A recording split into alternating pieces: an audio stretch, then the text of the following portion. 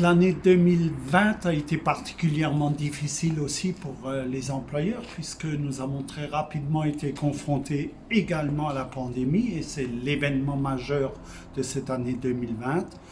Nous avons notamment très rapidement été confrontés à la fermeture des frontières et de ce fait, comme nous devions accueillir 700 salariés saisonniers, nous n'avions pas eu les moyens de les trouver. Donc un appel à la presse a été lancé et de ce fait, on a pu trouver un écho favorable avec un recrutement de près de 900 salariés saisonniers qui sont venus d'autres espaces, c'est-à-dire ça pouvait être des restaurateurs, ça pouvait être des formateurs, des céramistes, des étudiants. Donc un appel plutôt réussi grâce au travail de la FDSEA. Au niveau du TODE, nous avons eu un vrai succès cette année puisque nous avons pu reconduire ce dispositif jusqu'en 2022.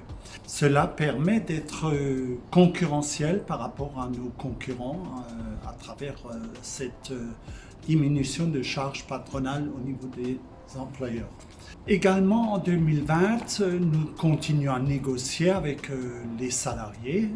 Ces négociations sont très assidues, notamment au niveau de la prévoyance, au niveau des salaires. Le SMIC cette année a augmenté de 1,3% et nous avons pu conclure un accord entre 1,4 et 1,5%.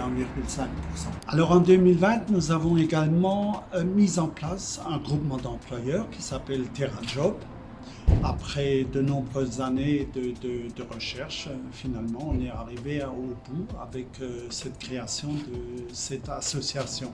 Le but de TerraJob, c'est de mettre en relation des employeurs, agriculteurs, avec des salariés qualifiés et formés.